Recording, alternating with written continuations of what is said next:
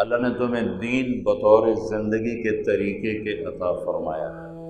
احل حلالا، اس نے اس میں کچھ چیزیں حلال کی ہیں، وحرم حراما، کچھ چیزوں کو حرام کیا ہے، وسن سننا، پھر زندگی گزارنے کے طریقے بتائے ہیں، وحد حدودا، پھر ہمیں باؤنڈری میں پابند کیا کہ یہاں سے آگے نہیں جانا، یہاں سے آگے نہیں جانا، یہاں سے پیچھے نہیں جانا، یہاں سے آگے نہیں جانا ہے، وحد حدودا، اور اس کی باؤنڈریاں مقرر کی ہیں، اس کی حدود قائم کی ہیں، طریقہ بتایا ہے، حد بندی کی ہے، راستہ بتایا ہے، کھل کے بتایا ہے۔ میرے نبی نے فرمایا میں جس راستے پہ تمہیں چھوڑ کے جا رہا ہوں یہ روشن ہی روشن ہے، اس میں رات بھی نہیں آتی، رات بھی آتی ہے تو روشنی میں تبدیل ہو جاتی ہے، اتنا واضح راستہ تمہیں دے کے جا رہا ہوں، جو اس سے ہٹے گا وہ ہلاک ہو جائے گا، جو اس کو چھوڑے گا وہ برباد ہو جائے گا۔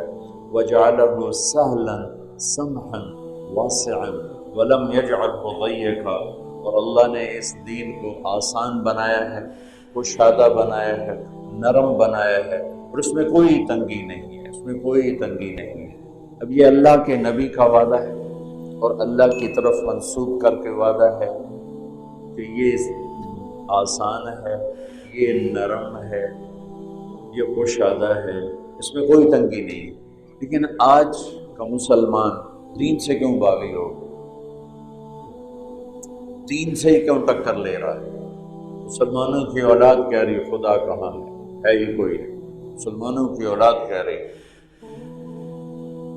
کدھر ہے، کہاں ہے، جنت کدھر ہے، دوزخ کدھر ہے؟ تو اس کی ایک بڑی وجہ یہ ہے کہ ہم نے اللہ کو نہیں پہچانا۔ جب ہم اللہ کو نہیں پہچانیں گے تو اس کے حکم کو کیسے پہچانیں گے؟ جب ہم اللہ کو نہیں جانتے تو اس کے حکم کو کیسے جانیں گے؟ ہم نے اللہ کو نہیں پہچانا، ہم نے اس کی ہستی کو، اس کی طاقت کو، اس کی ہیبت کو، اس کی قدرت کو، اس کی کبریائی کو ہم نے نہیں پہچانا۔ حاکم کی قدر ہوتی ہے تو حکم کی قدر دل میں پیدا ہوتی ہے۔ ہم اللہ کو بطور حاکم پہچانتے نہیں، اللہ کو بطور حاکم جانتے نہیں، اس کی قدرت، اس کا جاہ و جلال، اس کی ہیبت، اس کی بادشاہی، وہ ہمارے دلوں پر اس کا اثر کوئی نہیں، لہذا اللہ کہتا ہے کرو، یہ کہتا نہیں ہوتا، مت کرو، نہیں کرنا ہے، گزارا نہیں ہوتا۔ یہ دو باتوں پہ اتنے بڑے بڑے فرائض ہم چھوڑ دیتے ہیں اور اتنے بڑے بڑے حرام کاموں پہ آ جاتے ہیں۔ تو بھائیو، پہلی چیز ہے کہ ہم یہ جانیں کہ یہ کون کہہ رہا ہے بھوکے رہو پیاسے رہو، کون کہہ رہا ہے زکوٰۃ دو، کون کہہ رہا ہے نماز پڑھو، کون کہہ رہا ہے حج کرو اگر پیسہ ہے، کون کہتا ہے بدکاری فحاشی زنا نہ کرو، شراب نہ پیو، جھوٹ نہ بولو، قتل نہ کرو، سود نہ کھاؤ، دو نمبری نہ کرو، دھوکہ نہ دو، ملاوٹ نہ کرو، کھوٹ نہ کرو، رشوت نہ لو، حرام نہ کماؤ، ماں باپ کو دکھ نہ دو۔ یہ کون کہہ رہا ہے؟ بدتمیز نہ ہو، بد اخلاق نہ ہو، بے نمازی نہ ہو، یہ کون کہہ رہا ہے؟ اور کس نے کہا ہے کہ سچ بولو، صحیح تولو، صحیح بولو، محبت کا بول بولو، نفرت کا بول نہ بولو؟ یہ کون کہہ رہا ہے نماز ففروا الی اللہ؟ کون کہہ رہا ہے حی علی الصلاۃ؟ کون خوشخبری دے رہا ہے حی علی الفلاح؟ کون کہہ رہا ہے مال میں سے حصہ نکالو، زکوٰۃ دو؟ کون یہ کہہ رہا ہے کہ میرے نام پہ خرچ کرو؟ کون یہ کہہ رہا ہے ماں باپ کی خدمت کرو؟ کون یہ کہہ رہا ہے شادی کرو، زنا نہ کرو؟ کون یہ کہہ رہا ہے بیٹیوں کو وراثت میں حصہ دو؟ کون یہ کہہ رہا ہے کہ رشتہ داروں کو عزت دو، رشتے نبھاؤ، خون کو سفید نہ بناؤ؟ کون یہ کہہ رہا ہے سخی بنو، بخیل نہ بنو؟ کون یہ کہہ رہا ہے راتوں کو اٹھ کے شراب نہ پیو، تہجد پڑھو؟ کون یہ کہہ رہا ہے میرے نام پہ خرچ کرو؟ کون یہ کہہ رہا ہے جوڑ جوڑ کے پیسہ مت رکھو؟ نہیں جانتے کہنے والا کون ہے؟ اتنا بڑا قرآن موجود ہے، پڑھا جا رہا ہے روزانہ، 1.25 سے 12 تو عام ہر مسجد میں تلاوت ہو رہی ہے، لیکن وہ اوپر سے گزر رہا ہے۔ کہنے والے کی ہیبت جلال جب سامنے ہوتا ہے تو ایک دم انسان زمین پہ گر جاتا ہے۔ ہم اس شہنشاہ کو جب اللہ تعالیٰ کہتے ہیں جبریل، تو جبریل سکڑ کے چڑیا کے برابر ہو جاتا ہے۔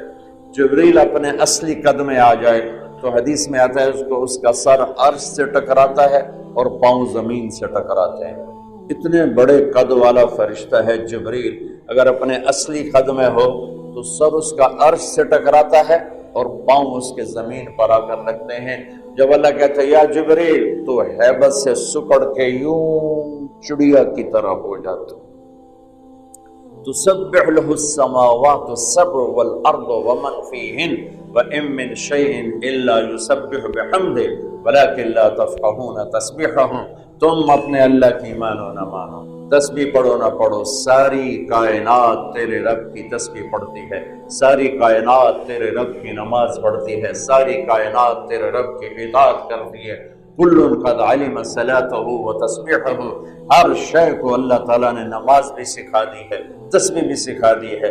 سب اللہ کی بارگاہ میں سجدے میں پڑھو۔ یسجد له من فی السماوات ومن فی الارض، ساری کائنات اس بارگاہ، اس شہنشاہ کے سامنے سجدے میں پڑی۔ اطت السماء وحق لها ان تعط، آسمان میں چوں چوں کی آوازیں، چر چر کی آوازیں آتے ہیں، کڑکڑانے کی آوازیں آتی ہیں، اور میرے نبی نے فرمایا کیوں نہ آئیں، ما فیہا موضع اربعۃ اصابع الا وملک واضع جبہتہ ساجدا للہ، آسمانوں میں 7 آسمانوں میں 4 انگلی کے برابر جگہ خالی نہیں، مگر وہاں فرشتے کی پیشانی ماتھے میں پڑی ہوئی ہے۔